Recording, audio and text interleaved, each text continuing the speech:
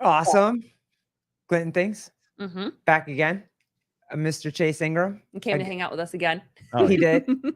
Even though I guess I didn't throw you a bone because all of a sudden it was like what Bill Grunler was hot and JR House hot. You're hot too, bro. It's good. I'm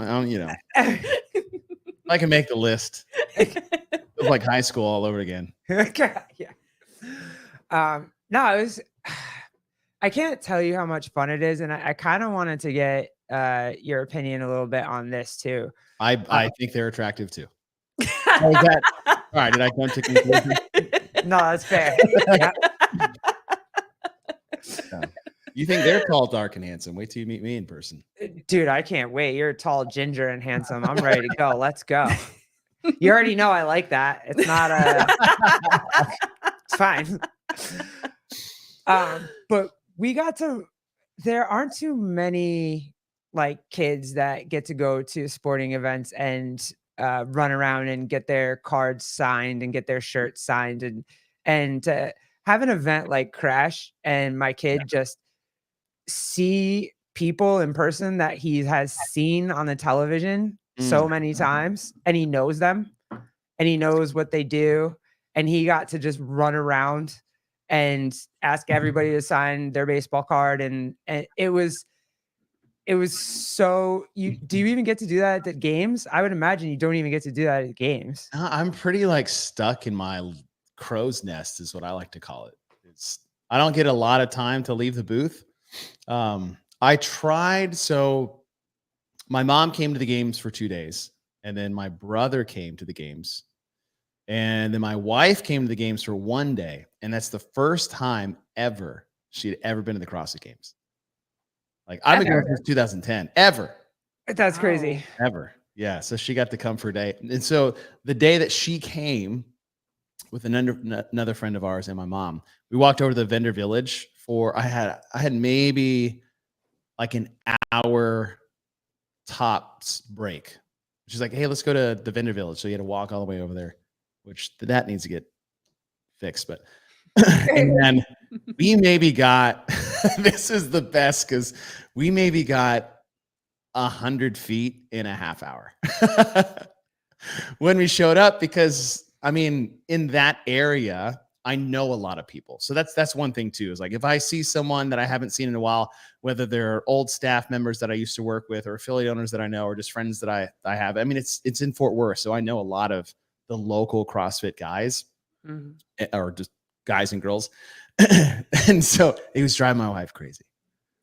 She's like, I can't walk 5 feet without you talking to someone or someone coming to you. I was like, I know. Like, who you think I am at home, cooking and cleaning and taking these kids to school? Like, your husband is a big deal. It's a big deal. Person in this small, tiny micro ecosystem.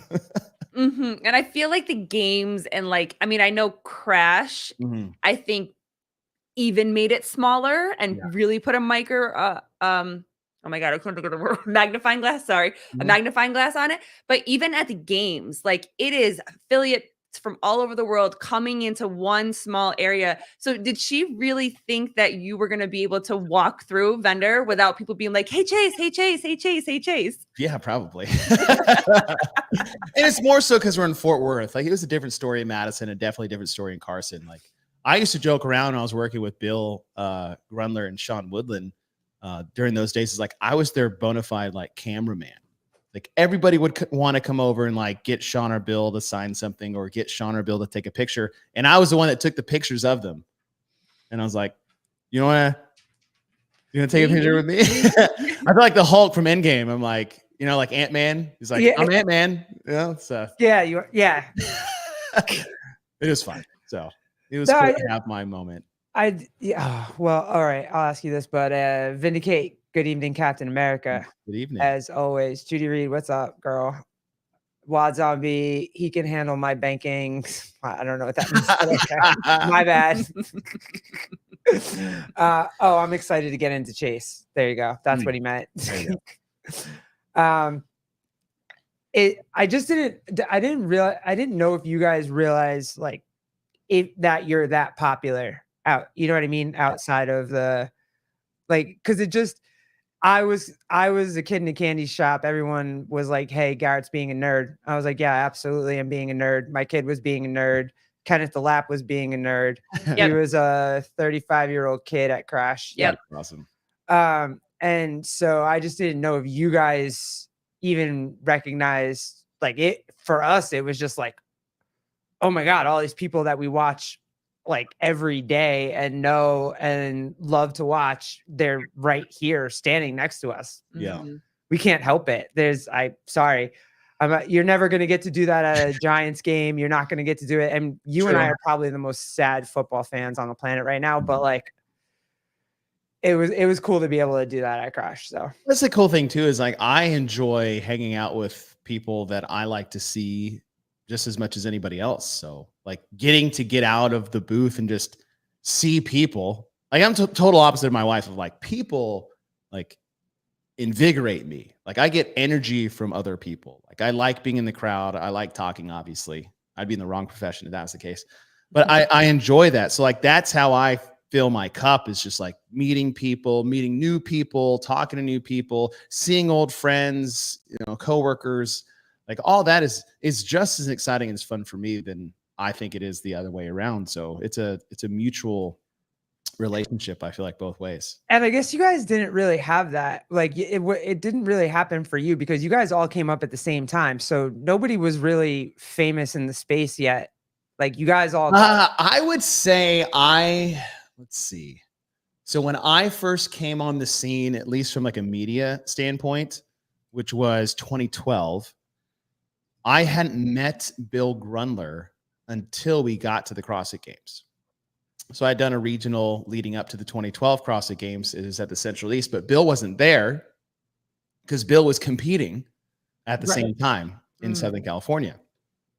And like all the car rides we would have, and like I'm sitting in the back with Tanya Wagner and Cherie Chan, and they're all like, we're like watching the broadcast on our phone, and everybody's like cheering for Bill. And I was like, oh, like that guy. And so like I didn't meet Bill. So the first time meeting Bill was kind of my little, oh, it's really cool to see you. And then that year, like seeing Pat Sherwood and Roy McKernan. So like those were my moments of nerdom and fandom. And then the only time I ever, and I don't do this, and it's not like I don't care thing. It's just like I don't really gush too much, was when I like secrets out, I actually qualified for the games once. So in 2010, we're like sitting underground at the StubHub Center, and you know, Matt Chan is there, and Jason Khalip is there, and Ben Smith, and like I see all these people that I've been watching on like Every Second Counts. Oh shit, Ben Smith. Yeah, I was like, oh my God. Yep. What am I doing here? Yep. And then, you know, 3 events later, I got cut. I'm like, oh, that's why. So yeah, I had my moment in 2010. Meeting Dave was a big one for me. But yeah, after that, it's just, they're all people. Like, it's just CrossFit. And I think this podcast has kind of given me that ideal, is that you guys are people. Like, yes, fanning out and meeting you guys, and, you know, being able to first just speak to you guys here and have that conversation, interaction here, and then being able to meet most of you guys. There was only a couple of you guys that weren't able to go, but being able to meet all of you guys, I think the coolest part is that, like, you do have those holy shit moments, but you guys are just really cool people that just want to say hey. And I think it answered this, I guess, to as much as you can. Okay. You know, I think that it was coolest for me because, and we experienced this when we went to another one and met Lauren Khalil for the first time too, is that I don't know if you guys feel or have seen that some fans, like, there's an expectation of like, I'm a fan of yours, so when you see me, you must give me your time, and I expect certain things. Yeah. And so I feel like both settings, with Lauren and with everybody at Crash, there was no expectation for us. We literally were just there as fans. And I think that might have been a little bit surprising for them, of like, we wanted to say hey and knew you guys knew they were working, so we like kept our distance. Have you ever experienced anything like that where fans were like, pay attention to me, I need all of your attention? It's weird to say fans. Like, that's so weird to me. And they like, I don't put myself in any category like that. Like, if I'm in that category, it's because other people put me there for whatever godly reason. I do not know why. So anytime I meet somebody new and they just want to chat, like, I'll chat because I don't run into that a whole bunch, right? I get it if you're Rich Froning or Matt or anyone with hundreds of thousands of followers and everybody comes up to you and everybody wants a piece of your time and they can't divvy that up too much. It's like high fives and how you doing. So like for me, that rarely ever happens. So I'm glad to take the time because I have the time. Like it's not something that really comes up to me, but anytime it does happen, I'm like, why are you wasting your time talking to me for this long? Like I'm flattered and I appreciate it, but it's so foreign to me and it will always be foreign to me. And the ones that are so funny, they're like, can I please? Because like, I'm sorry to ask you this, but like, can I take a picture? I'm like, please God, take a picture. Like if I ever like get into the moment, it's like, oh no, like it's wild. And the whole time I'm thinking like, why do you want to why? Like, it's just a waste of I was going to say film. And that's not really. No, not now. You can't say that anymore. No, but no. Anytime anybody wants to hang out and chat, because we're all. I mean, I look at it like we're all in the same place. We're all in the same ecosystem, and I look at it from the other perspective as like, I bet it took you so much to like get the courage to come up to me if this is how you really feel when you're meeting me. It's like, yeah, let's like I think I am the same person on camera that I am off camera. I don't change who I am to get on camera. And so when people see me, it's twofold. They're like, usually they're like, oh, you're way taller than I thought you'd be. And I'm not that tall, right? I'm like, all right, well, I'm around CrossFitter, so I'm like Godzilla in Tokyo kind of a thing, right? So, and the other is, I get it. Like, I'm a big sports fan, so if I see, like, if I met Shaq when I was 12, right? And like, I shook his hand, but it was like his finger. That's like, oh my God. Oh, so like, shit. a big man. Like David Robinson and Sean Elliott and like Tim Duncan, like Michael Jordan. Like I got to meet those people, and it was like the scariest moment of my life doing those things. So like, if anybody feels the other way around towards me, don't ever, please. Like there's no point in doing that. It's like, just say hi. Like, I like chatting. At AI, I have to tell myself, don't be awkward. Don't be awkward. Don't be awkward. Oh, I love that, because one of the things that I guess I would tease Garrett a little bit more about is, did you make it awkward? Like when you go meet someone, I'm like, did you make it awkward? And she's like, fuck yeah, I made it awkward. I made it awkward. Sure did. I made it awkward when I say Shaq, because I called. He's like, I was like, can I have your autograph? He's like, if you can tell me my name. And I knew exactly who it was. And I said, Michael Jordan. I was like, oh, why did I do that? I know exactly who you are. You just got drafted by the Orlando Magic. That was a great team. Keeping it real. I was going to pull this up, but thank you for the $5. Chase's beard, 10 out of 10. My wife hates it. Every day she asks me to shave. I'm growing it out for Halloween. Okay. And the hair too, right? And the hair. Because your beard is a thing right now. Jake isn't rugged enough, but Chase's beard, ACR. Chase's beard is looking more red today. Kippen loves your beard. Everybody's loving the beard. You guys like the beard. I got a strong beard. How'd you feel about Taylor cutting his mustache? Ooh, man, I try to go hard in the chat at him the entire time. It was so funny, by the way. I was running out of steam towards the end, but I don't know. What was your thing about a sperm? Oh, I said I've never seen a sperm talk before. That was the greatest response I have ever to know, on the planet. Did you come up with all these on your own, or did you have people helping you? Yeah, you got like an inside to like the things I don't say out loud. Oh, okay. Yeah, the tied off condom. Yeah, that was, that's when you type a little too fast, and then like, this is what it would probably look like if it had teeth. Have your kids gone to the games with you before? Didn't you bring your son to something? Yeah, so I brought my son. So my son is 6. I brought my son to the day before. So I checked in, was meeting everybody, and got to walk him around. And to me, like, I've been waiting for that for a long time to be able to share that with him. Which is hard because I've said this before, and I don't know if I've said this on the podcast, but my biggest thing I try to do as a dad is not play the I can't wait game. And it's so hard not to do it because, like, I can't wait to share this with you. I can't wait till we can throw baseballs together in the backyard, or you run routes and I can't wait. Because I'm just excited to share all these moments. And then I realize it's like, listen, I was thinking that when I'm just like holding you, rocking you, and I'm like, man, I can't wait till this is like, it can wait. And it'll come faster than you were like hoping it would. And then by the time it gets there, you're going to miss that moment that you're holding the kid. So I try as hard as I can, but it was really exciting to be able to share that with him. It's like walking in and hanging out and put the headset on him. And he's like, this is where you work? I'm like, yeah, this is where I work. And it's funny, at the end of the day, I guess this goes along with the conversation we started with, but he's like, Dad, why does everybody talk to you? I was like, well, son, because I'm pretty cool and I'm pretty famous, and that's why. Yeah, mommy treats dad a little different at home than these people treat dad at work. And I mean that by, like, my wife's sole job is to make sure I stay on the ground. So she does a very good job of keeping me humble. And kids will do that too. In ways you're like, God damn, I was not prepared for you to ask me, like, why my face looks like that today.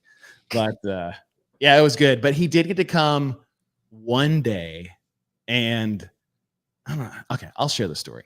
So this was, I want to say it was Sunday. I think it was Sunday. I think it was the last day. Yeah, it was Sunday. So it was the last day of the games. And obviously, with everything that happened on Thursday with Lazar, the games was a very like heavy weekend for a lot of people in a lot of different ways, and me different than others. And like my experience is my own.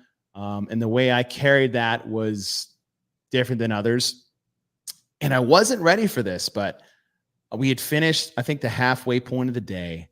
And my son just runs up and like jumps on me and like gives me a hug. And I just like picked him up and held him, and I broke down. I was keeping it together pretty good. Friday morning, I was having a hard time keeping it together.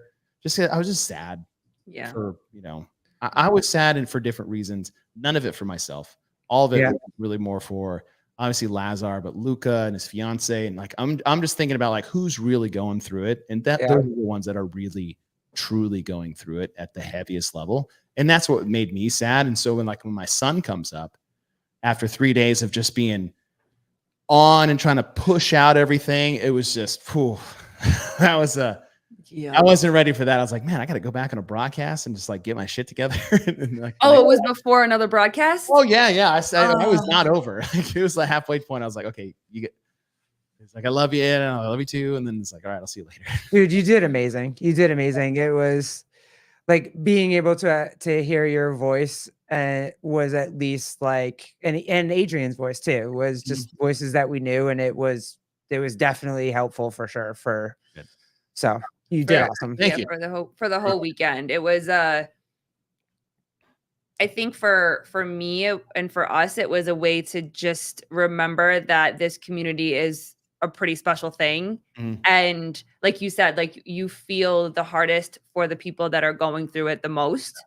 But it is a reminder that community is there for you if you're able to be in that space, and to hear more people than not that were there and we're grateful that they were there with the people that loved the sport, love the community, and love everything about CrossFit the same way. Because it would almost be like if I was with somebody that didn't understand CrossFit. You're not going to be able to, they might be there for you, but they're not going to be there in that same way. So to be able to stay in that community. So just as a fan of the sport and a fan of everything, like it was so good to hear you and Adrian, and then just see the community come together. So kudos to you guys, because I can only imagine how difficult it was for you guys. Yeah. It was, I don't know, it was a weird place to be. There was a lot put on my shoulders that Friday morning, but I looked at it as, I'd said something for Lazar at the start the day, and this is, I'm saying the same thing again, but like when like for CrossFit, to me, we say the word community a lot. Like really, I had an affiliate for a decade. I was in an affiliate for another 5 years.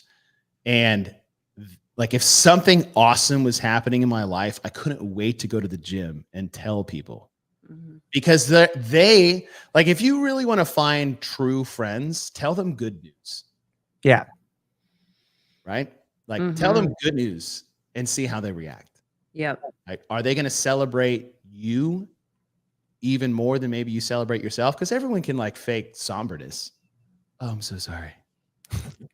But if it's like, hey, I got a promotion, like, fuck yeah, dude, that's awesome. Right? Or, Yeah. oh, you're getting ahead in life and I'm not. Like, because you start to see those people around your life too.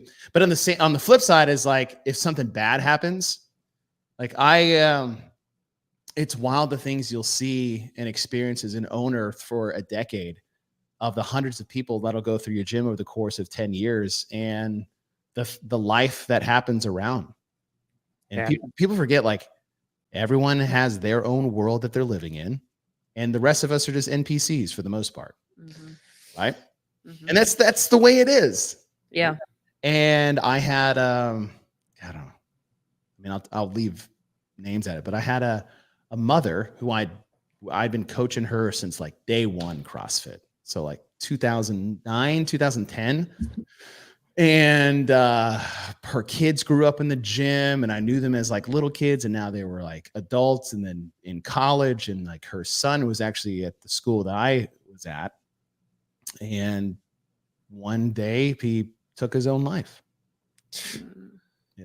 and what she did was she came to the gym as much as she possibly could, and her daughter.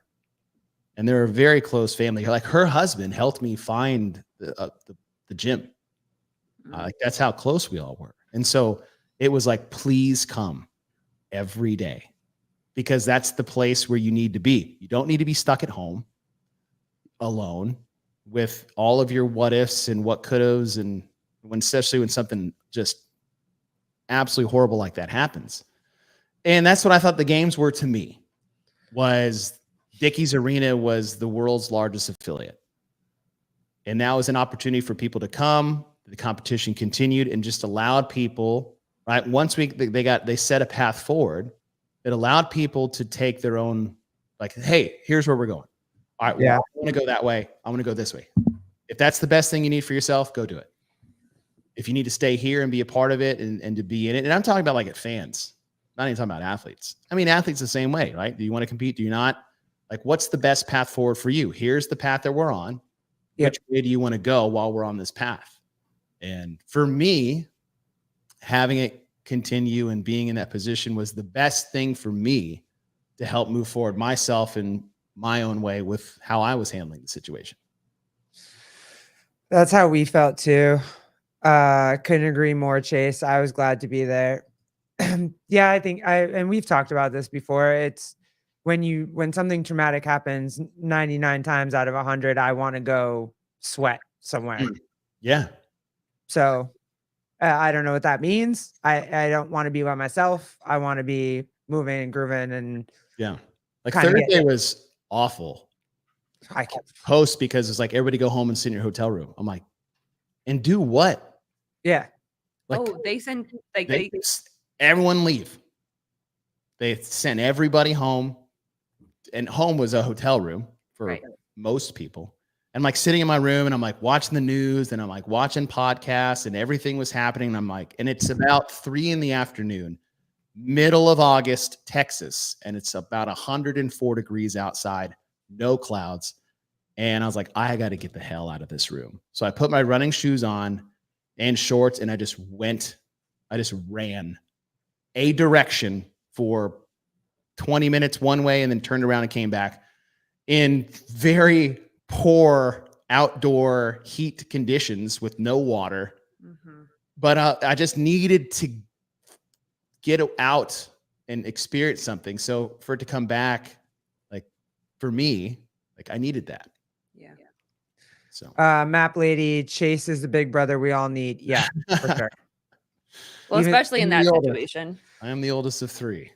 Did you, Just curious, and you don't have to answer it if you don't want to, but did you and Adrian get to talk at all that Thursday, or was it just oh, you did? So me, after a while, I think it was me, Adrian.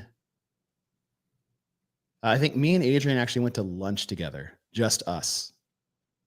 And then we went back to the hotel room.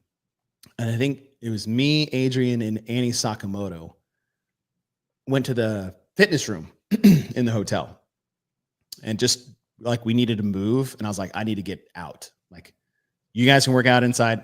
I'm going to work out and go outside. And then we all recongregated there a little bit and we're just talking and just feelings, emotions of just where we're at. Nothing specific as anything beyond that. Yeah.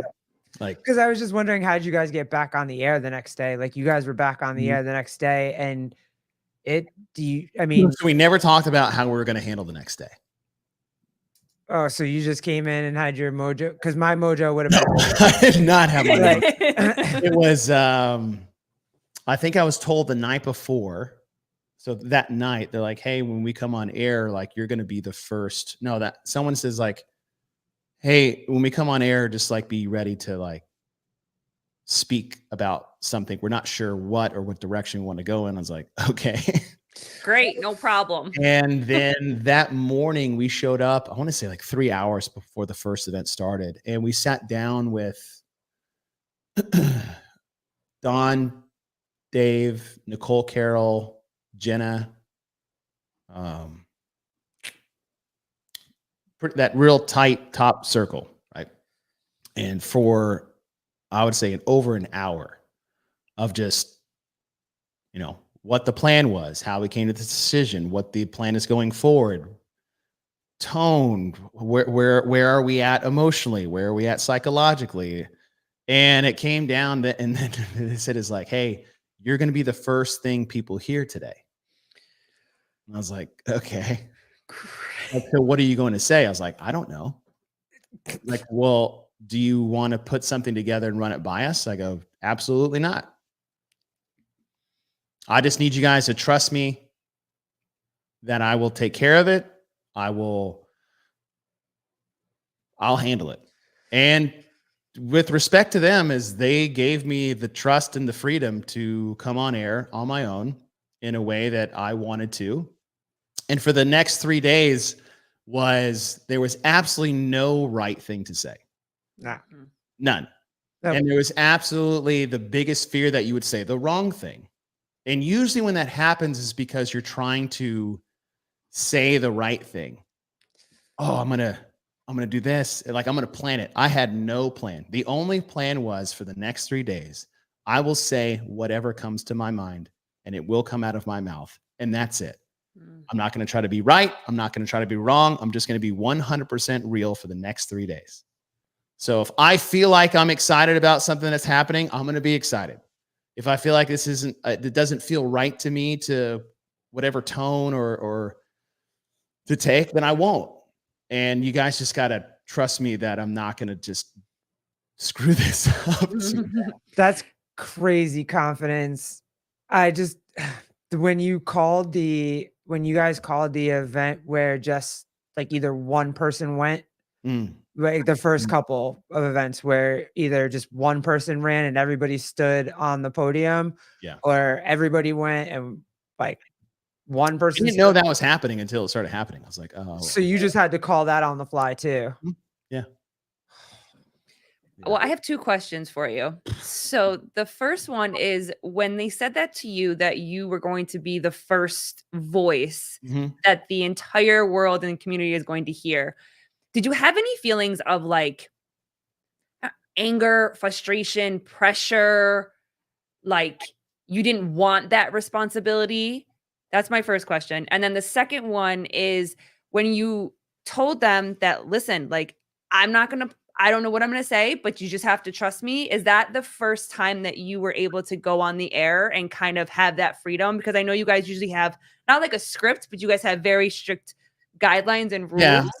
So So the coming on air part, it's like, so usually what we have coming on air is like, we just have a flow chart of introduce what what this is. It's like, it's CrossFit Games, where we're at, who we are, Mm-hmm. the event is, standings, heat sheet. Like, that's usually the flow. Mm-hmm. I don't really have to ever write any of that down. I mean, I should probably remember where we're at, excuse me, and what we're doing. But when that was, I don't want to say put on me, but like given to me, maybe, it didn't bother me. I didn't feel any sense of like serious pressure because I wasn't, like I said, I wasn't trying to like nail it. But I felt more pressure when they're like, hey, we're live to ESPN in 30 seconds. I'm like, oh my God. Like, your stomach just drops and you're like, did you just say ESPN in my headset and I'm going to be on it? Like, that was pressure. For me, it was, I think it was the only opportunity that I would have been able to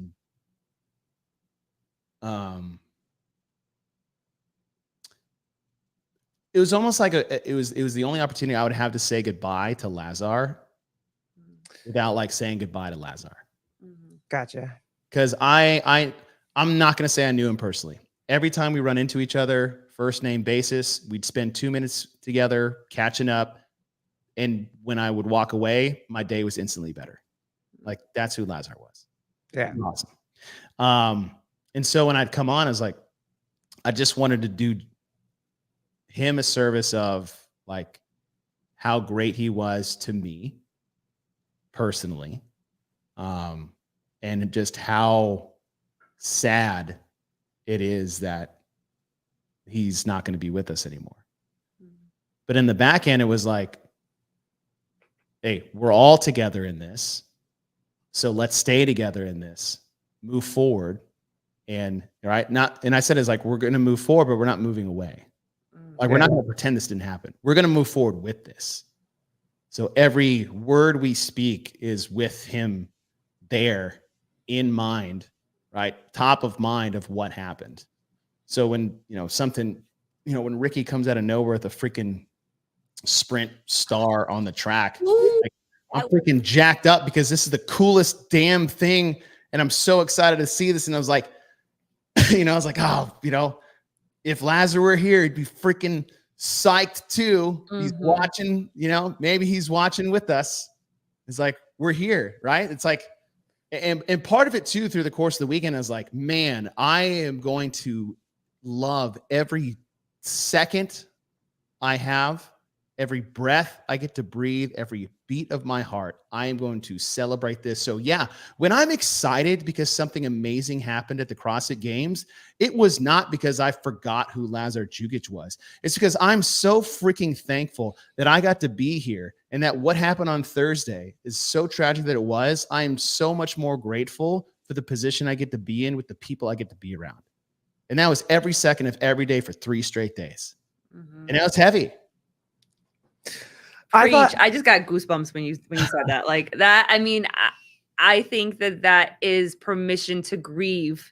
Yeah. How you need to grieve. And I think that with all of that, the hardest thing was to watch people attack other people for the way that they grieve. And for you to just say, this is how I'm going to show up because I feel like this is the best for me. Like, that just gave me goosebumps. So I recorded the thing I recorded and opened with, like, we recorded that beforehand. So I had to like get myself together. It was just me on a mic. The guys in the truck were fresh out of the meeting and we're like, all right, are you ready? I was like, okay. So I recorded it early and I got through it at maybe 60 seconds. I put it on my Instagram afterwards, but after I finished that, I ugly cried at the table, booth, desk for probably 10 straight minutes alone. And that was like, I needed to get that out to be able to get back in the next one. And every once in a while it hit me on the broadcast. Like, seeing Justin upset was one that got me mid broadcast. was another one. Oh, Moritz. That was just these little moments like during where I just like, oh, because like I'm a crier. Like I'm a big crier. Like I cry. So my son finishes 6-week YMCA soccer league last Are you night. just like, And I'm like crying, thanking the parents for trusting me to coach in their kids. This is like, that's just who I am. So that was one of my bigger fears. Like, am I going to just be a blubbering idiot this entire? I mean, I know I'm a blubbering idiot, but like a blubbering, crying idiot the entire 3 days. kids change you though, because me too. I'll be watching something and I'm in like almost Kid. full blown crying. I'm like, what is wrong with me? The Olympics crushed me this year because in 2020 or 2021, like it wasn't real. Like no one was in the stands, right? But in the Olympics this year, now my son's 6, my daughter's 4. She was born right before the Olympics, which we were like, oh, it's gonna be great. We can be home because we're, my wife's on maternity leave and I own a gym, so I had like 2 weeks of maternity leave. And seeing parents in the stands watching their kids crushes me. Oh, I yeah. just like ugly cry. Oh, God. The pride and how proud they are of their kids. Like just that gets me. It's like sports is so much different now. You're When right. you see the parents of like Olympians who are doing the most ridiculous athletic stuff Mhm. and they land it and don't fall on their head or don't fall off Yeah. something or don't, and they just all of a sudden they're just standing up. Yeah, I can feel that too. It's Yeah. I can't watch The Lion King. oh I mean, yeah, The Lion King got me when I was a kid. yeah. Because when I was a kid, like my dad is Mufasa. Like that's how I looked at my dad. Yeah. That's how I still look at my dad. It's my grandpa. Yeah. And so like I was like, oh my God, like Mufasa can't die. Dad, are you gonna die? My son asked me yesterday, because Dad, are you gonna die before mom? I'm like, what? Also, probably. But yeah, I was gonna say. But now watching it, statistics now say- I look at it from the view of like, oh, my son's alone and I can't be here to protect him. Like, Oh, stop right And then now. they just, oh, it's awful. oh, And they're like, what's our dad? Why are you crying? I'm like, shut up. oh. Okay, let's go back to no, wait, we have to start talking about Because we're about to start yeah, crying. because we can't do this right now. This is not no. Start talking about like men and women's bathrooms. Oh, I'm just kidding. No, we're not. No, I'm so tired of that right Take now. a hard left. So we're not making that hard. Well, yeah, maybe I guess. Soccer mom, I was watching Roger Federer last 12 days on a plane a few days ago and was fighting back tears. Yeah, I did the same thing. Yep, we watched that. But no, getting away from that. Okay, before I start crying, because I don't normally do that unless I'm working out. Like I'll go run and cry, but I won't sit here and cry.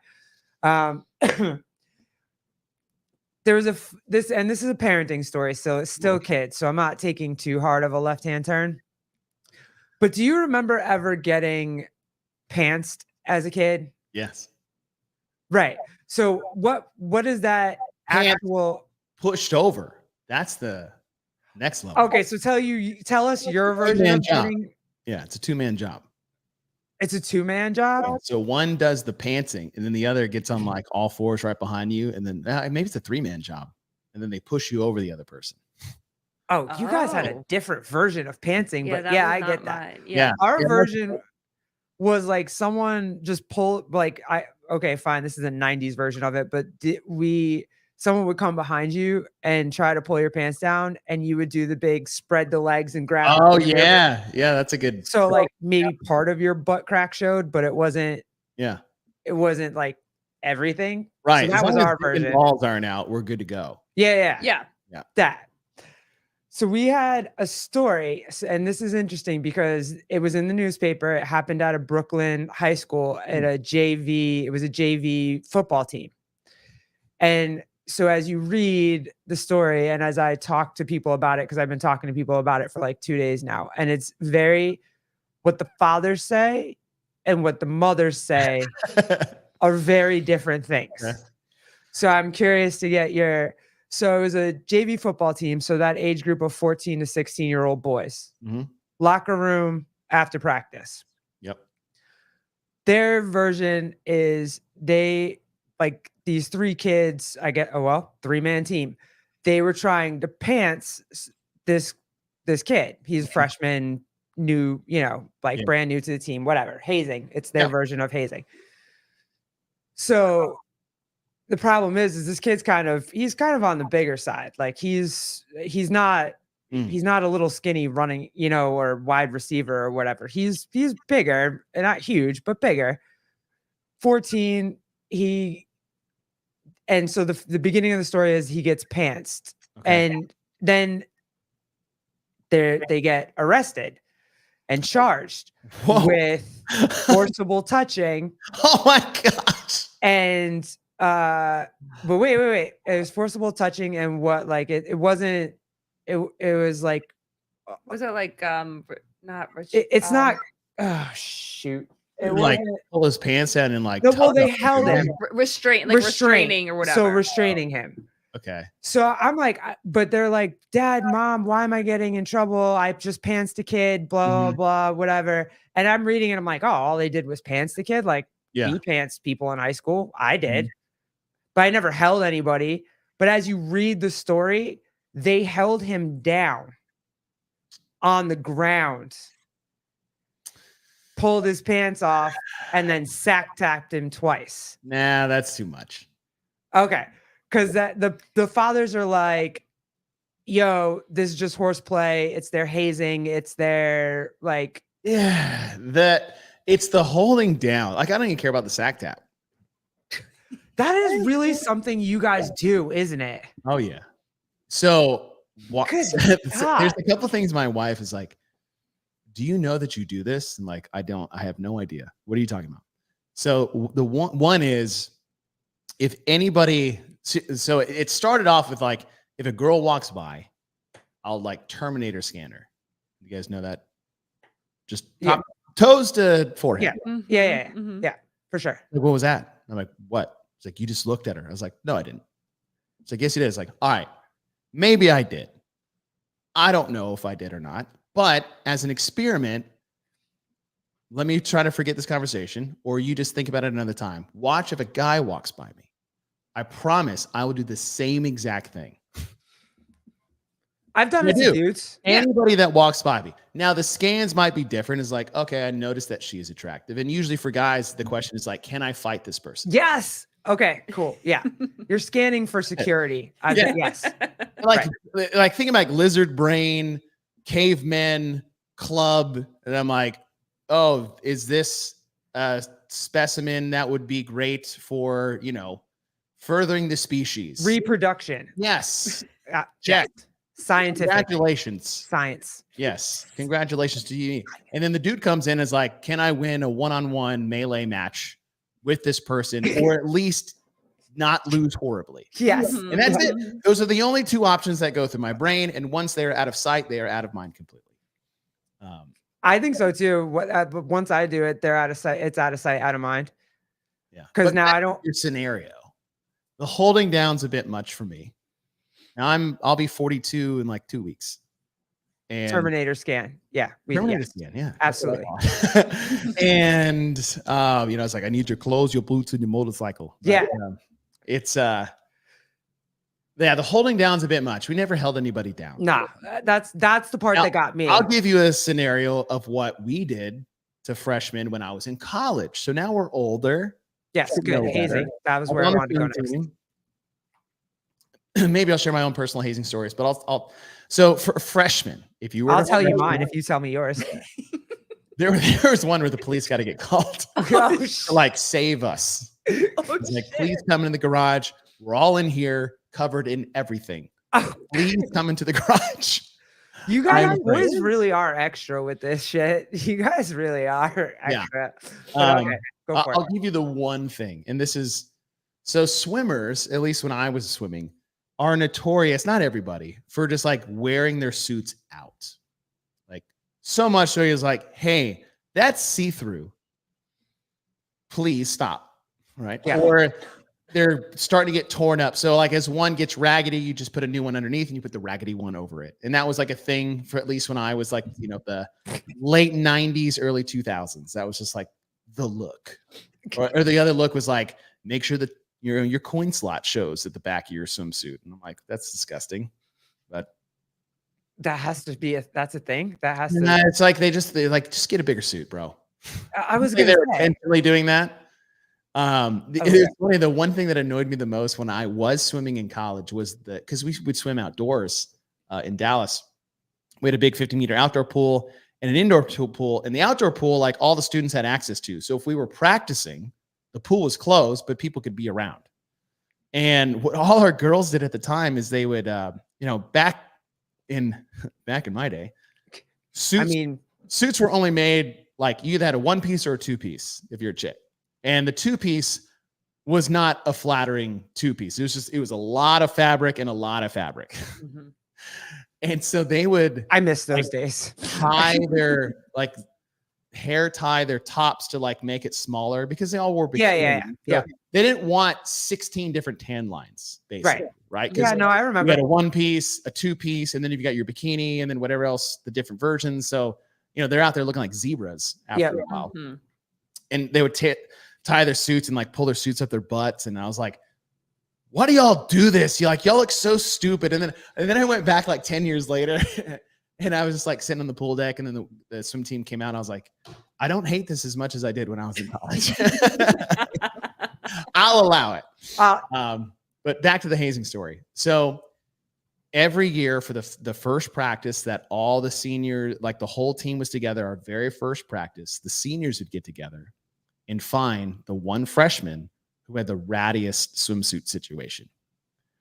And then we would tell everyone else except the other freshmen, and especially that freshman. And once practice was over, it was called a shark attack. And everybody, like, all right, coach would be like, all right, done, get out. And then when we would shark attack this one freshman, rip their raggedy suit off of their body, and then hold them out of the water. Not for a long time.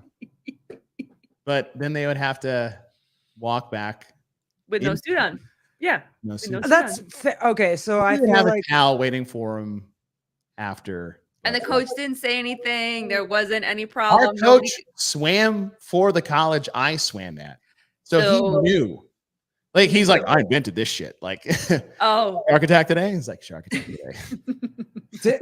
So I feel like Bernie Gannon's, I'm not going to pull that up on the screen, but I feel like his definition of forcible touching is correct. And when I saw the video, because there is a video and there are pictures, Yeah, if you hold them down and then you touch them, like a sack tap, all good, right? If they have the freedom to avoid said sack tap. I didn't feel like they were doing the definition that Bernie put up there. I really didn't. I really felt like that was the intent. No, it wasn't. That was not the intent. Like, hold his ass down because like we can't hold him any other way if he's. But he was. But I just think that they wanted to haze him, and he was a bigger boy on the team, and they weren't gonna just be able to like run up on him and pull his pants down and pants him. What did the boy say? He was not happy about it at all. And I think I'm not expected to be thrilled that just happened to me. Well, there was a video. Yeah, there's a video. There's a video of it. And he's like screaming and telling them no and stop and whatever. And then they were sitting on a bench first, trying to get his pants off with him sitting on the bench, thinking like you can grab his feet, whatever. I know, Bernie. I know. And then they put him on the floor. Yeah. So then they put him on the floor. I would say that's extra. So yeah, and at one point it looked like that he was being kicked or he was being hit so that he would relax a little bit enough to where he could get it sounds like a Shawshank. It wasn't that. No. Like what but that's the thing.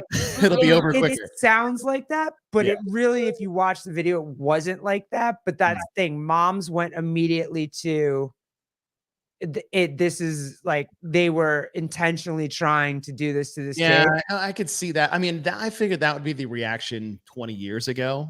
Dads would have a different reaction than the moms, but now still there. Now take today. Yeah. And the way everybody reacts to everything, I can only assume it's like it's even lock those guys up or charge them as it's gonna happen. And it's not, and it wasn't that. And I do like, when someone is punching and kicking someone to like beat the crap out of them, and Yeah.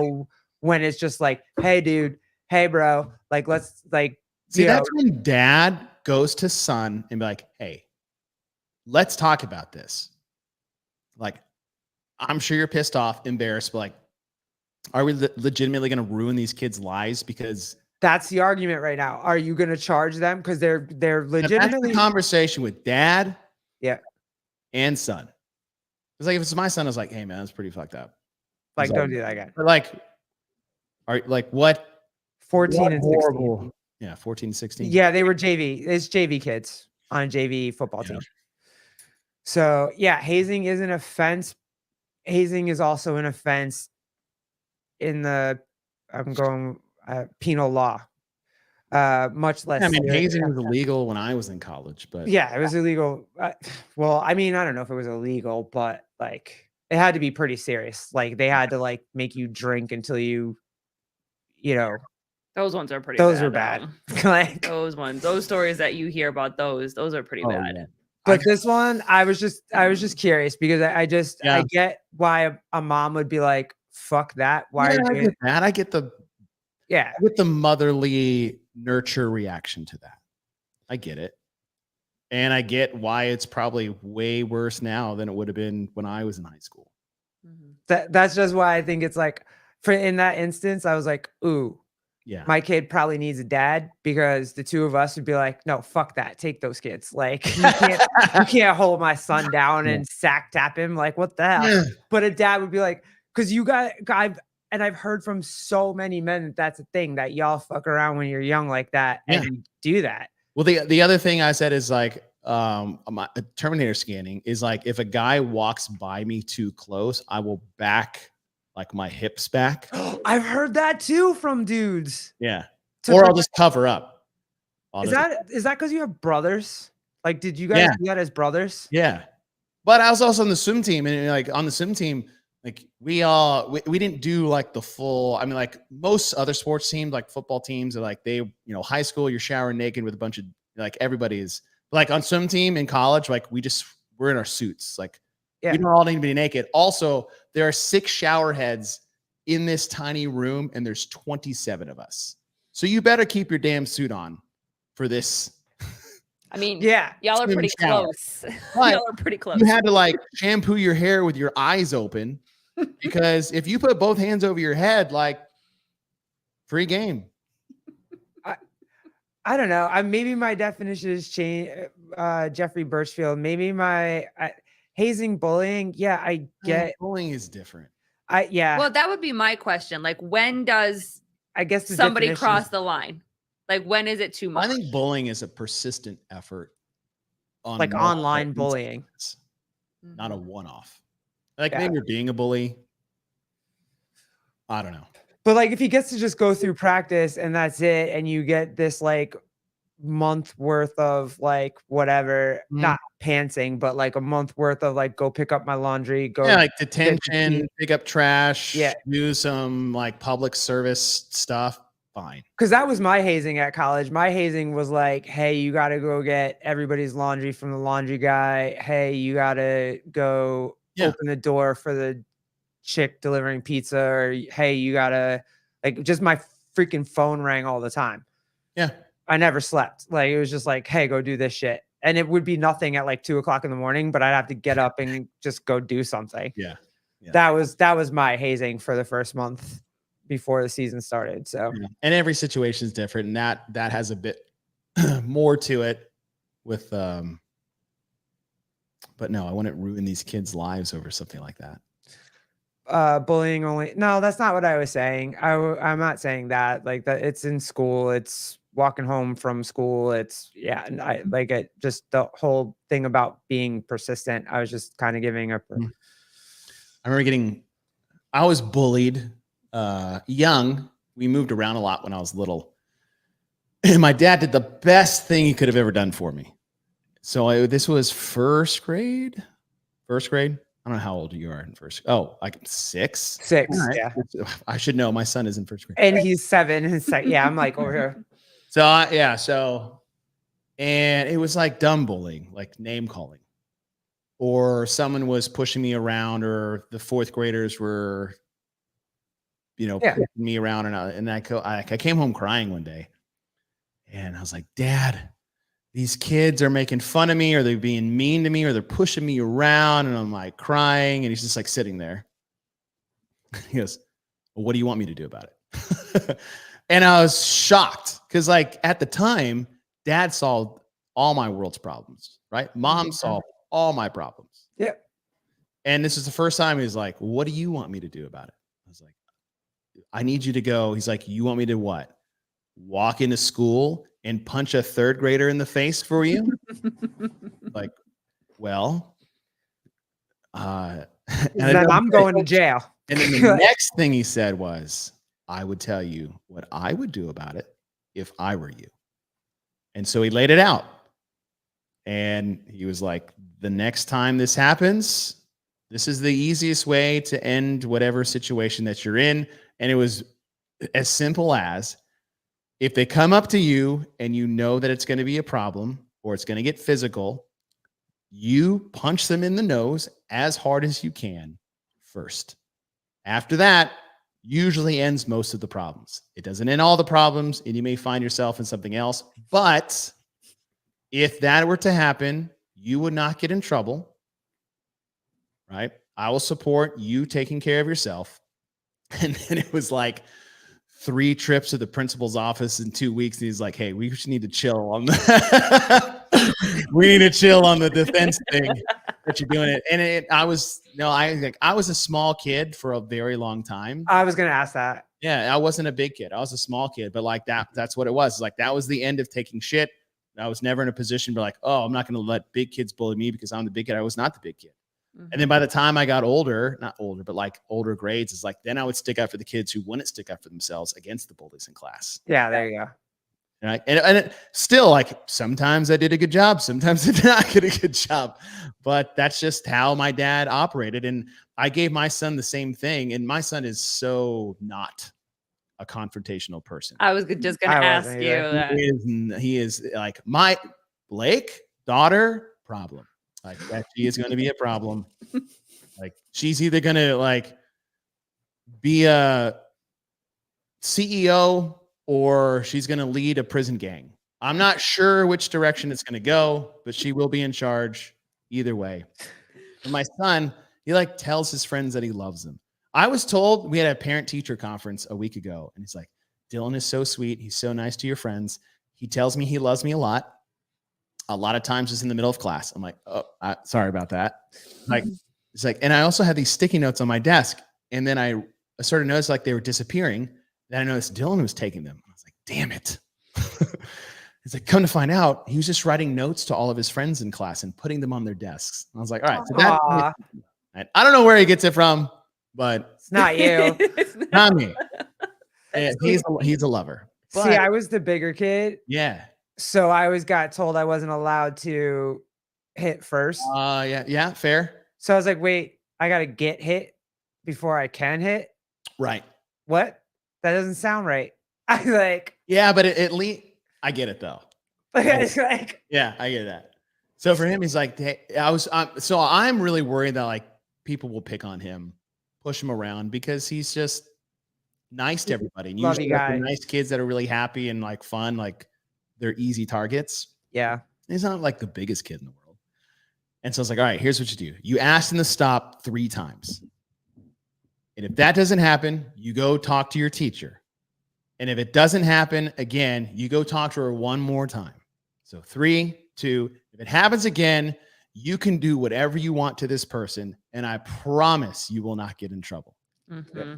I like that. Right. So you got our 3 kid warnings, is sensitive too. 2 adult warnings.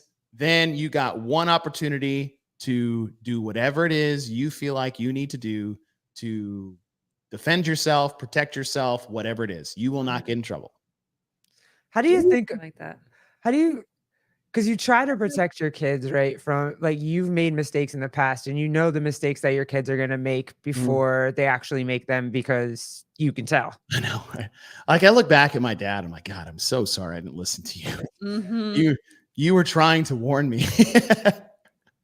How much do you how much do you do? How much do you try? Do you just let them Oh, that's a great go question. do it and be like, hope for the best and I'll be here when you Yeah. make the wrong mistake or make the wrong choice, but The ones where I find it really hard to not let him experience is anything where he could get potentially injured. So if he's riding his bike too fast, I'm like, bro, slow down. Or he's climbing on something, or like I was a crazy kid and I crashed my bike and messed up my face and fell off jungle gyms and put my head through glass windows because I was jumping on the bed and good God. like all kinds of things. I fell on an escalator and ripped my elbow open and had to get rushed to the hospital and get stitched. I feel so sorry for my mom.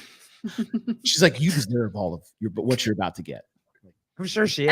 Every injury, she's Every like, okay, time I was Chase, like, let's oh, this go. Dylan did this, or like Blake is. She's like, yep. And you know where she gets that from? So those times I do a poor job of allowing him to just like do dangerous things, because that is the only way he's going to learn, either to like, if I keep him from that, he will eventually get in that position and then he'll be terrified of it because all of his friends that do it are going to be going 1,000 miles an hour. And he's like, oh, I've never been this high before, or I've never gone this fast before, or whatever. And on the emotional side, or the bullying, or I let it go. It's like, listen, you got to get your heart broken. You need to be made fun of. You need to be sad.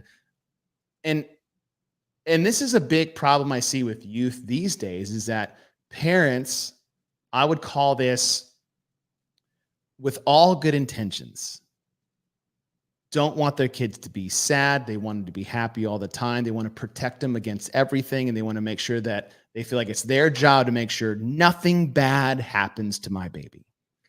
Wow, Chase, you're just talking right to me right now. Okay, I'm listening. I'm And ready. I get it. I'm ready. I'm guilty of that myself. But that is the worst thing I think you could do for them in the long term, because life is not fair. Life is hard. Life is sad. Life can be depressing. Life is violent. It is ugly. And it's all these things. And what we're trying to do as parents is protect them from all of these things, when the reality is we need to prepare them for all of these things. You cannot escape the hard times of life, whether it's emotional, mental, physical, relationship wise. I deserved that, or I earned that, and didn't get it, missed opportunities, things taken away from you. The unfairness of life is, you have to prepare for those things because they are going to happen. And if you've never been set up for success to ride the wave or take the hits, that's why everybody's falling apart at the freaking seams right now. Because we've created all these safe spaces and nothing will go wrong. Everything in your life will go wrong. Everything. Nothing. Literally. Every single thing. But it's just in moments. But the problem is, if the first time something went wrong in your life and you're 27, it's over. No coping skills. Well, I mean, you hear so many stories about these kids being on antidepressants younger and younger and younger and younger. And I'm like, how are you depressed at 10? Right. How are you depressed at 7? Like, how are you depressed like that? Mhm. And it really is this, I mean, maybe for me, it's because I didn't really have a lot of conversations when it came to life, I guess you can say. I very much kind of had to figure it out. My mom was a single mom. Eventually she left my father, and my dad was the fun dad, and even though he was the fun dad, he still was MIA most of the time and whatever. And I kind of was, everything was like black and white, where it was like my father was pretty much like, don't have sex. My mother never talked to me about being a woman. Like, there was no in between. Yeah. You know what I mean? And so I almost feel like in some areas, I don't want to give him anything. I don't want to say anything because I want him to stay young. So I bubble wrap him a little bit more. Yeah. But that also, the more work and more layers that I work on with myself, that's more my own shit. And like, it's finding the balance of doing things differently, and like you said, preparing him for the Yeah. world. So how do you feel like is the best way to balance the topics Mhm. that you share with your kids that I guess are age appropriate? Yeah. It's a great question. Is that, when is like the sex talk happen or like Right. my biggest fear, honestly, has nothing to do with that. It has everything to do with technology and social media. Like that's my like That's hands crazy. the ear fear right now. Yeah. But a lot of the conversations I'll have with Dylan will usually be situational based once it's like happened or he saw something or has a question, or I'm at the age now, or he's at the age now where I remember most everything like of my childhood. So I remember people picking on me in first grade. So then I'm like, hey, you're going to elementary school, you're going to have new friends. And he's like, Dad, this kid was mean to me. I was like, hey, buddy, listen, not everybody's going to be your friend. Mhm. Not everybody's going to want to be your friend. Some people are just going to be mean to you. And then, I'll go the route as like, usually I won't get too much details like, oh, it's because they're ugly on the inside and they're insecure with themselves. I don't go that route, but I'm like, Some not, people just aren't nice. yeah. It's like, Yeah. I know you want to be friends with everybody because that's what makes you great. But you need to understand is not everybody's going to want to be your friend. And that's totally okay. Yeah. Mhm. It's totally okay.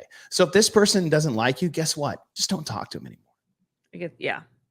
Right. And if you like this girl and she doesn't like you, it's like, don't be mean to him afterwards. Yeah. Like I was a horrible ex-boyfriend. Horrible. I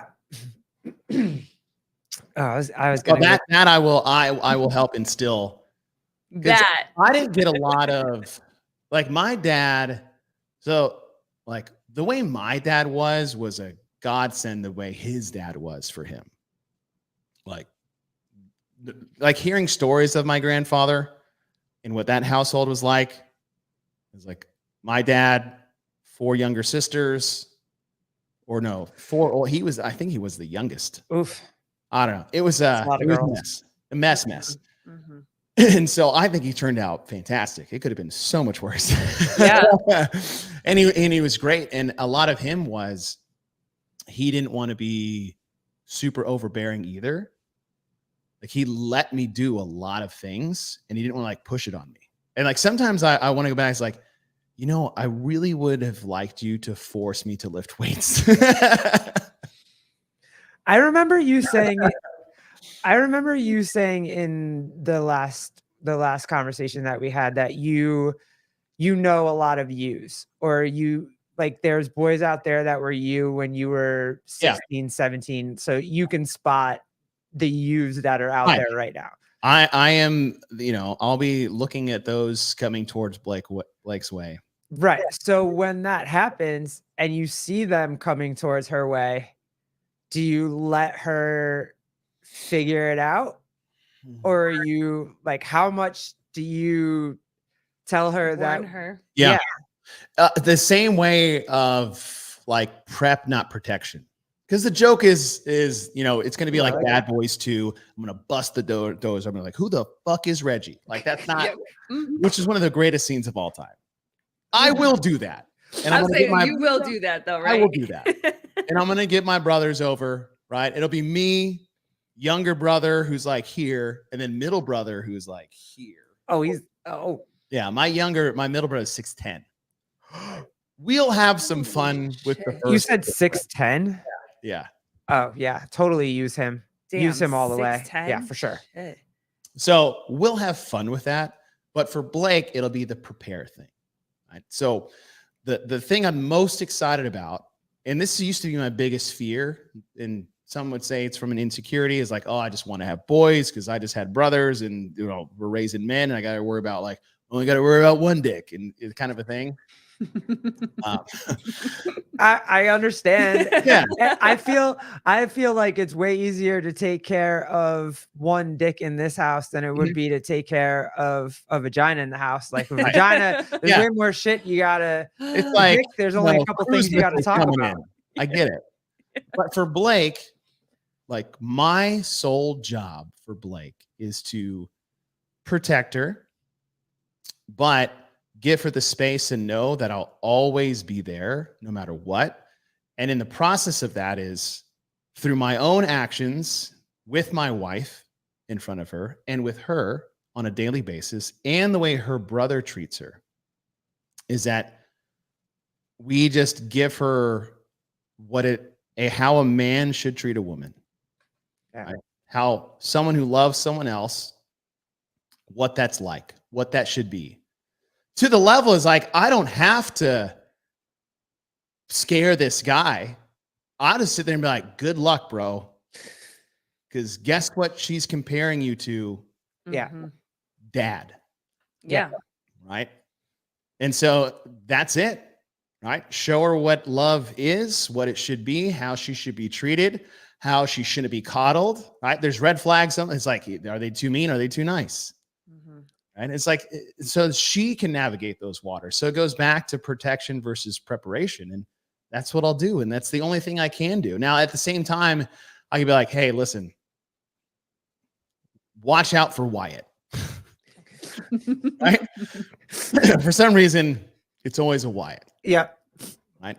Which is actually what I wanted to name my son, but we didn't get it. And then it's like, It's a great name, Wyatt Earp. How can you not? You want to name?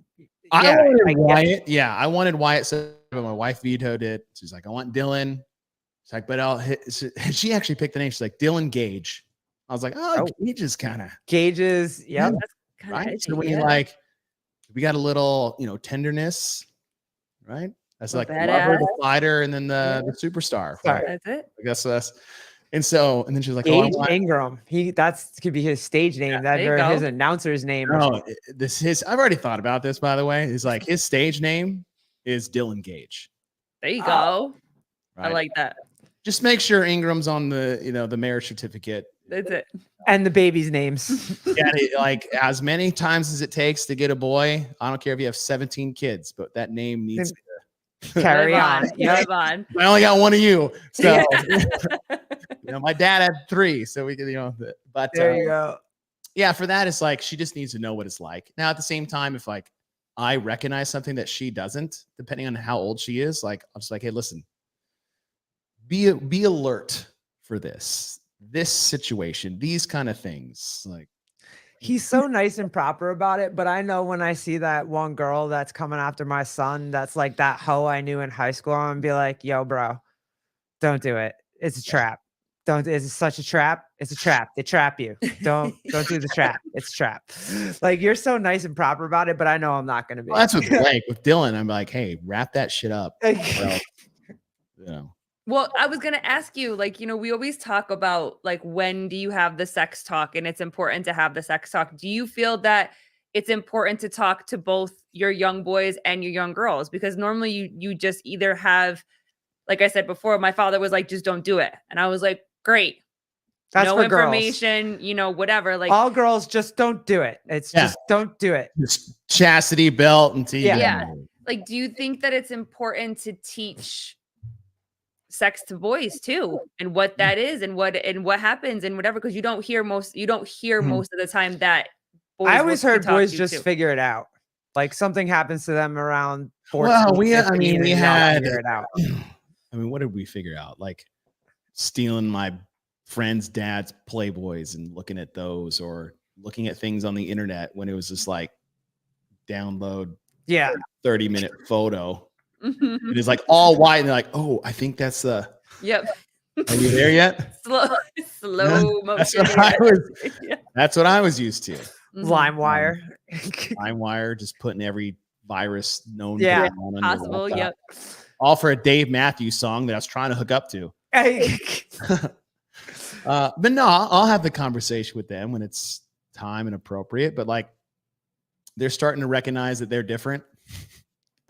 I definitely am at the point now where, like, if I'm in our bedroom and I'm showering, like Blake turns the door, I'm like, what do you want?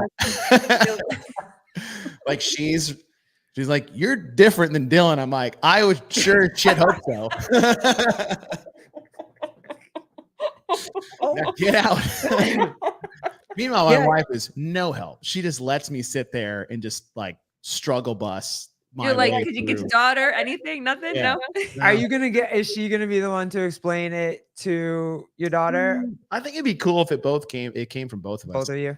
Because my wife and I's physical background is extremely different. So hers is I'm proud of this for her. It's like my wife waited for marriage. Oh, okay. So Smart. her path to that is extremely different from mine. Her reasons for that were different from mine. So we get to come to the table with just different life experiences, which I think is important. One of you religious or not? I'm just getting for the John conversation on Friday. Yeah. So is there a difference in religious backgrounds too? We're not heavily religious. We both have faith. So we have that. Mine came very, very late. Hers was early. Okay. My path to Christ was a long, it was a wild ride to get there. Yeah, I get that. Mine was like, I had it and then I went on my wild ride and then I was like, "Ooh, girl, you better get back to it or you're going to be messed up." That was kind of. I never had it. And I was very against it for a long time. Oh, okay. I wasn't against it. I mean, I grew up in church because that was kind of what you do. Like we went to Sunday school and I got baptized and all that type of stuff. But then I had another family member that kind of forced their religion. They were born again Christians. So it was a lot and it was intense and it was, you have to do this, you have to do that. So then I really backed away from it and I don't really have faith. Yeah.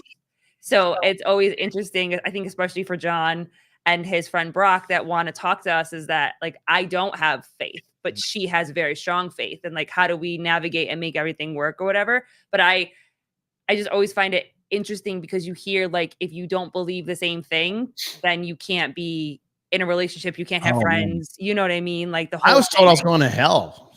Oh yeah. Yep. I was like, well, that's the case. I'm definitely not signing on board if that's how you're going to treat me when I'm just coming to you with questions. Yeah. Hey, and you were good with her making you wait? Yes. Good job, homie. Marry her, so I was like, yes, yeah. I will wait for this. There aren't too many men that are willing to do that. So I guess you had a little religion in there. There was a little faith in there. Yeah. Yeah. Well, for me, you had faith in something. You had faith you were going to marry her and get it. That's what you had faith. I was playing the long game. Yeah. It was it was love and respect for her and her decision. So that's awesome. I never once was like, come on. I was like, that's we'll awesome. Get through when we get there and so be it. And look at you guys now. 2 kids. It's now. Happily married. And they're gorgeous. Saw you guys at the Cowboys game for her birthday or whatever. There was absolutely gorgeous. That was cool. Thank you. Yes, I definitely. Yeah, you were on the sideline. Yeah, we got field passes. That's crazy. To the game. So Dak Prescott's walking by and seating them, and I was like, "You fucking bum!" I didn't say that. You didn't heckle? No heckling? No. I mean, these guys are going to work, and I'm a diehard Cowboys fan, and I'm not a Dak hater. I just in the moment, maybe I am. Flashes. I have flashes. No, he's on the sacred ground of the Cowboys. He's not trying to mess anything. I'm a complete Daniel Jones hater right now. I'm in New York. Daniel Jones is trash. He's been trash since day one. 6 years, bro. Trash. 6 years of trash. When he I was always worried. I was like, oh, maybe he's going to be good because he had good legs on him, and his legs sometimes open up the pass game. But I think it was one game against the Cowboys where he had just a breakaway touchdown, and he tripped and fell. I go, your career is over. Yep, that was it, dude. That was the funniest thing ever. I was watching. It was the funniest thing I've ever seen in my entire life. Cowboys. I hear that's a rough life. It has been a rough life. Yes. You had a great 90s though. Yeah, we did. You had great 90s. Maybe that's why you came to religion later in the 2000s. Because that's what it was. If I seek Christ, the Cowboys will be good. It was a win. If only it was that easy, right? Oh man. Listen, we were just griping about the Mets the other day because my uncle was like, because we're diehard Mets fans, and he was like, "No, they're gonna do it. They're gonna." I was like, "No, they're not, bro." The Mets They're are the not. Jets of the MLB. I was like, "They're not." But they took us on a nice ride. We made it into the playoffs. We won a couple games against the Dodgers. Gave you hope. For me, life is good. Imagine all those Christian virtues and values, and then Chase blows the salvation.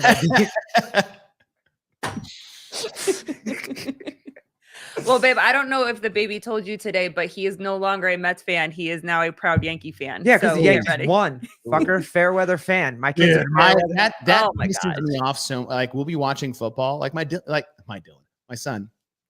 My Dylan. That's He's cute. like, Dad, I want to watch football. I was like, yes. And then we're watching. He's like, I'm cheering for this team.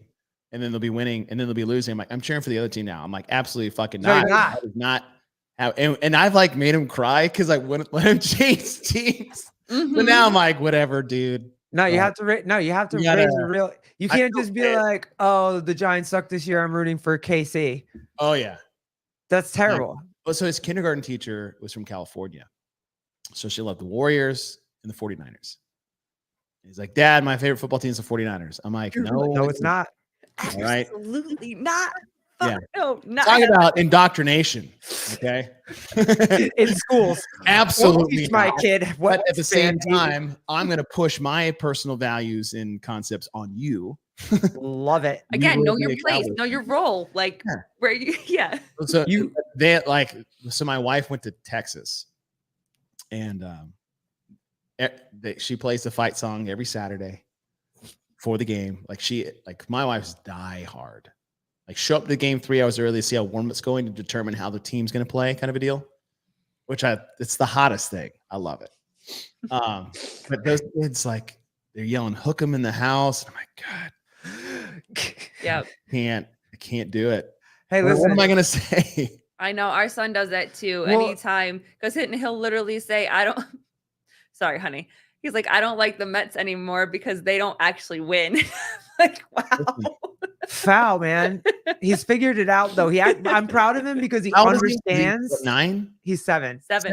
Oh, okay. Yeah. He understands what's happening, and he's like, he looks at me. He's like, "Mom, the Mets aren't really good at winning." I was like, "They're not, babe." And he's like, "The Giants are playing, but they're not really good at winning."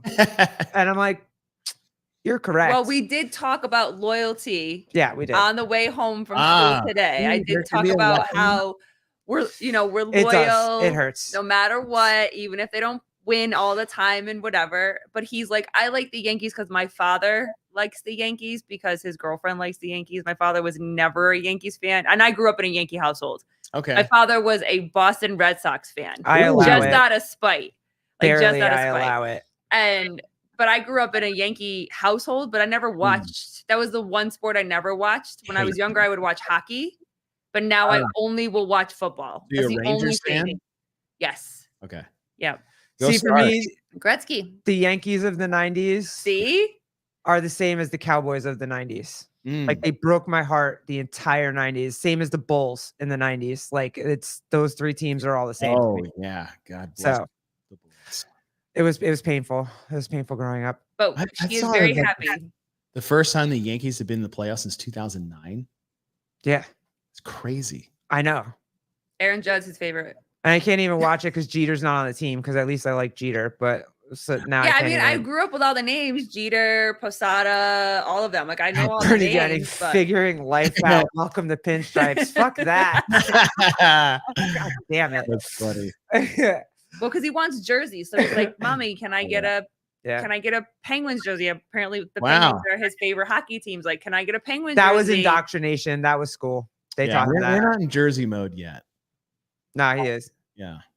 Hey, we were talking about this the other day, but I would love to ask you this: what if you could put two people together, CrossFit athletes, to do commentary, color, play-by-play, and you had to pick a pairing? And they could be play. Yeah, they could be retired or not retired. Who are you going with? I think the funniest commentary, because that's probably the direction I'd like to go, versus like cool, like clean, professional. Yeah. Rich for sure, and is like off the hinges rich. Like, Yeah. just because he's funny, it's great personality, knows the sport, right? He's got a great accent for it, right? But just like country rich is a good one. And then I feel like him and Josh Bridges together would get pretty like out of control, which would be fun. They did one together. Didn't they do a rogue? He would be a great one. Like Dan's been on the broadcast before in other shows. So like, and Dan's got such a great personality too, but his one-liners are really good. I feel like a Rich and Dan. Yeah, I'll go with that. Rich and Dan. Rich and Dan. Yeah. I would go Angelo. Yeah, I would go Angelo. That dude is funny. And I just think he would be like, hey, that person just needs to go faster. But yeah, I could see Angelo and Rich, or like me. I would kind of like to see, and I know this is gonna be unpopular because we're all mad at the PFA right now, but I would love to see like Angelo and Vellner, or like just yell at each other. Like that would be amazing. That would be interesting. Pat's funny. We've heard that he's a funny guy. But yeah, no. Well, I have a fun question, and I just thought of this as we were talking. So, out of the group, your locker room group, what locker room group? Who would you want to get stranded on a desert island with? Ooh, on a desert island, like having to survive. Who's the one you're calling? Angelo needs to suck less. Oh, that's tough. Panchik and Hepner. That'd be funny. I can see that. I mean, it's Hepner's not funny. He's my guy, but like Bill's a pretty versatile dude. Like all of his background too. Fire, medical, wrestling, fit, like no bullshit. He's so low key. One I think would be fun would be Tyler. Just because he's like, I feel like he would bring that backcountry Appalachian, like, this is how we make penicillin behind the house kind of a thing. I feel like he'd bring some of that to the table. That dude is so smart. He scares me. Oh, sorry, Chelsea. I know. I reread it. I could see Angelo saying, "Hey, you just need to suck less." Yeah, I could totally see that. That dude is so smart.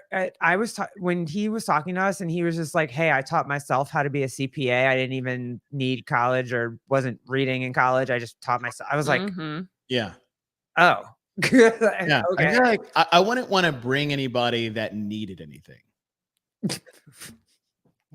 So who would need something? So what you're saying is John like all those guys are really good at something that's like really new aged. Like, Will's a master with the tech stuff, and like Savan is Savan, but like Sousa, like if you put him in different avenues, but like Desert Island, Savan would need you to build him a fire. Yeah, like you'd have to like hold his hand the whole time. But strengths and weaknesses. I mean, Caleb is probably a low-key good one too, just like being military. Yeah, Caleb and medical. And he's giant. He would be a good one. Plus, he's pretty chill and low-key. So maybe in that order. Have you met everybody in person? Savan would die in a week. Have I met? I think I've met everybody. Yes, I have. All at the games? In other avenues. Like obviously I've known Savan for a long time. Yeah. Spent an airport lunch dinner with Sousa. So we got to catch up there because I think we're on the same flight. We were just connecting in the same spot. I've run into John a couple of times. I actually went and cheered for him in a competition here in Texas last year. So that was fun.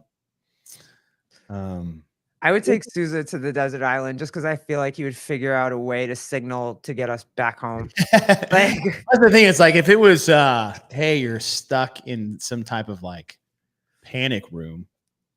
oh yeah, Like, all right, maybe like the brainy figured out. Like I feel like Sousa would shine in some avenue there, but like desert island is like I don't need bullshit. I don't need your needs. Like John Young would be the worst person to bring to the deserted island because he's like, well, I need to sleep this much, and now I'm hungry. I need to work out. I'm hungry. Oh, he's going to learn life real fast when this baby Oh yeah, I can't wait for comes. this baby to come. Oh, and Oh my goodness. Hey, did you see the Kill Taylor with as we're wrapping up? Just a couple of fun things as we're wrapping up. Hey, did you see the Gabby Magala Kill Taylor? Oh, hey, Team Gabby. Did you just become? It was like becoming an instant fan again. I was just like, I've oh my always God, liked Gabby, but as she has grown up, and because early on, I mean, she was always really young, and then early on, she didn't speak English very well, so she never really talked that much. So she's very quiet. And now that she's like older, her personality's coming out. She's talking confident. more. I really like Gabby a lot. That was cool. Fun athlete to watch. Like I said, it's just just looks like she's fun to be around. So yeah, Team Gabby. Mm-hmm. That was cool. We were just everybody was like, holy shit, is this actually who we think it is? And here she just comes in and takes his money. Yeah, super cool. Mm-hmm. Not just any Sevon sitting around in a tank. Not just any tank, the James Sprague Trump fight tank. Oh, that's fire. He cut the sleeves off. Is it actually a sleeveless shirt or did he cut the sleeves off? That was a good shirt. That's it's a really good shirt. Really funny. Well, you're more than welcome if you want to come on. We're throwing out links on. No, don't play it. I'm not playing it. I'm just showing you the tank top. Oh, nice.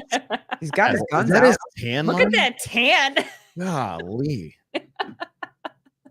Like, there's just some things that, What is it? The kids these days called like a ick. That's an ick. That's an ick. That's an ick for you. Yeah. That is like if I get a bad tan line, like because I'll coach outside a lot just with kids sports. I come in, I'm like, I've got the neck one, and I'm like, I need to sit outside. I'm gonna put sunscreen on everything that's dark and just sit out and just even this out because I hate it. I absolutely hate it. Did you volunteer to teach your son's game soccer, right? So I coach my daughter's soccer team, my son's soccer team, my son's flag football team, and his lacrosse team. All right now. And then he also does jujitsu a couple times a week. And I volunteer to do it. But originally, when my son first started, and this is I can't wait. I was like, I can't wait to coach all my son's sports because my dad coached all my sports. I want to be like my dad. My dad's my hero. And I just want to have the same impact on my son. And my wife goes, you will absolutely not coach your son in sports. I was like, what? It's like, you can't. You have to let him go. And so first, he signed up for soccer first because that's like the gateway drug for sports for kids. Mm-hmm. And first practice, I was like, I am never not coaching my kid the whole season. And even like halfway through, she's like, okay, you can coach him because they wouldn't do anything. And we're like, we're not trying to teach these kids how to be soccer players. Like when they're 4, you're just trying to you're like, hey, learn how to be engaged in the game. Mm-hmm. So our thing is there's 3 things we do. We look for the ball. Where is it? All right. It's over there. Run to it. Run to the ball as fast as you can. And when you get there, try to kick it. Mm-hmm. That's it. If we can do that in 6 weeks, win. Mm-hmm. Huge win. And then he had basketball. And I'm watching basketball. And like the coach is just like focused on his son and doesn't sub people out and not teaching him how to do anything and not paying attention. Like Dylan sits out like a quarter and a half. I'm like, why are we here? That drove me crazy. Mm-hmm. And then football, same thing. And so what I wanted was, it's not, hey, pay attention to my son. but it is, I want someone to take care of all the kids in a way of getting them engaged with the game, getting some either an opportunity to play, an opportunity to be involved, and just take care of them. And then when they're little, it's engagement. And as they get older, it's like, all right, let's try to play this game a little bit better. And so for me, it was nobody was doing that for my kid, let alone the other kids. So when I'm coaching, it's like every single kid gets something from me every game. Everyone comes in and plays the same amount of time. Everyone's going to get their opportunity to touch the ball if we're playing football. You know, we're putting kids in places to succeed when we're playing soccer. I had to learn how to do. I had to learn lacrosse. I never seen lacrosse before, but like the head coach is like, "Hey, do you want to assistant? Like, can you assist coach?" I was like, "Yeah, sure." Turns out, dude missed half the season traveling, so now I'm coaching a sport I don't even know how to play. And part of it is just like making sure Dylan stays engaged with the game. And so for me, yes, I volunteer to do that, but I try to take care of the kids, knowing mom and dad are watching, knowing exactly how they feel, watching someone who's in control of them, hoping that their kid stays involved with the game. Not good, not great, but like if my son's over there picking grass, freaking go over there and get him in the game. Like, I don't want to have to yell from the sideline. Like, that's your job as the coach. So that's where I put all of my time and energy on the coaching side. And it's great. Like, I love it. And the kids are all awesome. Like, none of my kids that I coach, like, ask for the ball or complain they don't play enough or that they want to score or this, that, and the other. And I don't know if that's the precedence that we said is like everybody just gets ample time, but everyone gets something. And I just want to make sure that the parents have someone that is just as involved with their kids as they want to be. And nobody was doing that. So I decided to just take it up myself. That's cool. You're so good. Not me. There's no way. Chase, never show competency at something, because if you do, next thing you know, you are the guy. Well, that's how I started coaching my daughter's 4-year-old team, is the class of 2025 kindergarten girls mom group signed them up for soccer. And then my wife told me that I got nominated to coach them because I coach all the older brothers. I was like, they all trust you with their kid. You're that dude. Yeah, that's it. And I'm cool with it. Like, I don't know. It's great. And some of the most influential people in my life outside of my parents have all been coaches. So yeah, me too. It's get our kids. You can have a little positive impact on them in that setting, but off the field, like all the things I learned from my coaches had nothing to do with the sport. Yeah. Like those relationships we had at different stages of my life, like just came in at the right time and gave me the right, tough love and support at the same time. That really helped shape me as a man. And I appreciate, there's a very select few and I can name them, but like, I appreciate them. Yeah, very cool. Those kids will remember Coach Chase forever. That's true. What are you going? Wait, what? Post game Pizza Hut still a thing? Oh God. It wasn't Pizza Hut, but we did have post game pizza.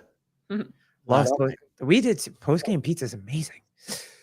Yeah. What family group costume are you guys doing for Halloween? Because I know you're gonna. Yes. So my son, he was like, Dad, I want to be Luke Skywalker for Halloween. I was like, God bless you. And this is not like pushing it on him.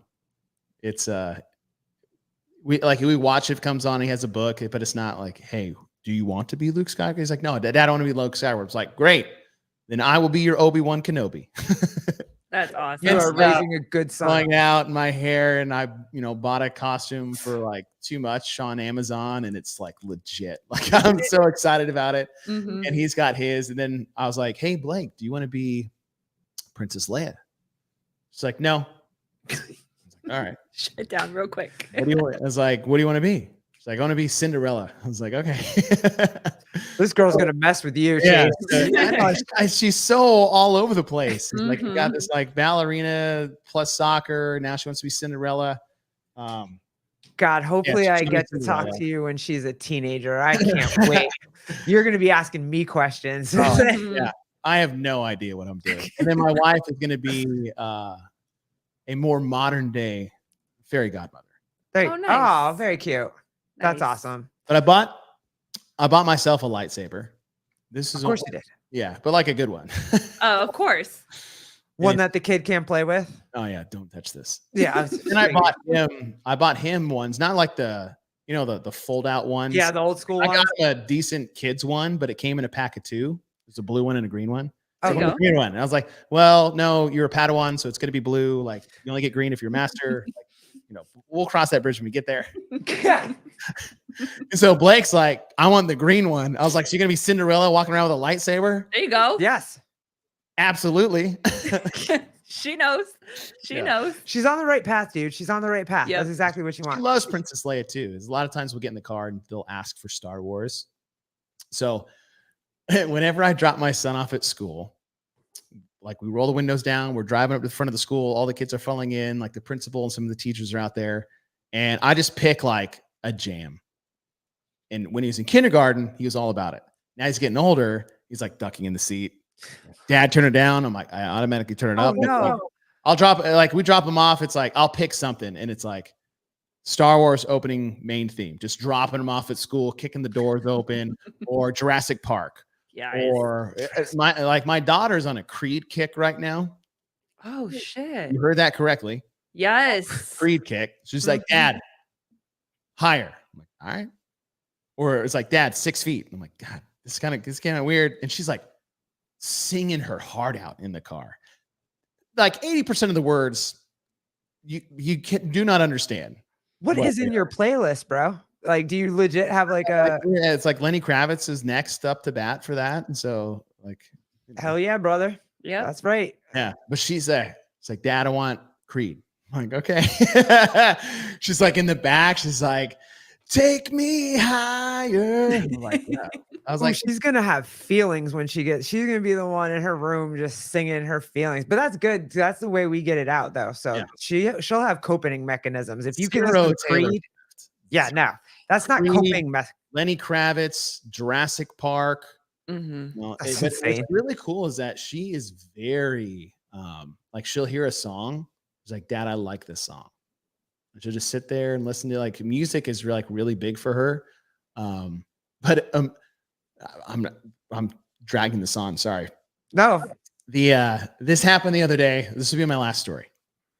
he's doing this just to beat Bill, by the way, just so you know. Oh, what's Bill's record? Bill is 2 hours and Souza is 2:04. Ooh, no, No. it's late. When you guys are at. Yeah. All right, last story. So my son is a massive empath, like just feelings upon feelings. So much so that I had done something wrong that confused him with a certain situation. I was like, hey man, that's my fault. I'm sorry. And he started panic crying that I was blaming myself for something. He's like, Dad, you can't, it's not your fault. And I was like, bro, like towards my wife was like, what happened in here? I was like, I don't know. Like I said, I missed it. yeah, it was crazy. So I was like, oh, buddy, like, thank you, but like, it's okay. So we watched this movie. I highly recommend it. It's still in theaters. It's called The Wild Robot. Oh, I've seen it. Yeah, we've the seen commercials. It is fantastic. And you will cry at least twice. Great. Maybe Okay. 3 times. Okay. So we're I'll watching. be crying for the whole movie. Got it. We're watching it, and it's getting towards the end of the movie, and you can imagine it's a bit of an emotional scene. And my son just starts breaking down in the movie theater because of what we're watching. And it was so wild to me that here's my 6-year-old boy who is like understanding like the emotional weight and heaviness of the situation in a animation Pixar movie. And it was crazy. Like he was so sad. And I was like, it's okay, dude. Like, Yeah. I was like, she'll be back. And it was weird. It was like, I don't know. It's like watching, I mean, with your kid, you see like new things come online. Yeah. Like the first time emotions register. And this is like the first time watching him recognize like an emotional situation and reacting to it, like what I would consider appropriately. Yeah. Mhm. It was really I don't know, it was a really special moment that like made it sadder for me because I'm like, I'm trying to come. It's like, it's okay, it's just a movie. But it was really cool to see that. I'm like, bro, you are gonna get your heart broken Mm. so much. And I Mhm. will be here for you because I've been that kid that like got my heart broken in middle school and just like laid in my front lawn and looked at the clouds for 2 hours contemplating like the rest of my life. Mhm. Like Yeah. that's how relationships hit me. Like when I'm in love, man, I would fall hard, and when it was over, I would fall harder. And you Mhm. are, I apparently I gave that all to you. I wish I gave you all of like my positive qualities, but apparently those may be dormant and those will come online. Hopefully, when you're a freshman in high school. But Yeah. Mhm. Right. Yep. For real. my wife and I joke, it's like, did we give them anything good of the two of us? Is like, I'm big, she's fast, and it's like, Yeah. Athletically, they're probably going to be There you stars. go. Yeah. it's dormant. Now, Blake, she'll be fine. She sounds like she'll be fine. She's like the one leaning over, like, why are you crying? Or like telling him to shush. She's gonna wear that Cinderella dress with the lightsaber and put her in some Converse sneakers. And she's good to go. You don't Yep. gotta worry about her. Yep. She'll be good. She'll be Dick just- Butter, hi Chase. What's up? Yeah, As we are about to say as goodbye. we're about to say goodbye. Dude, that was super fun.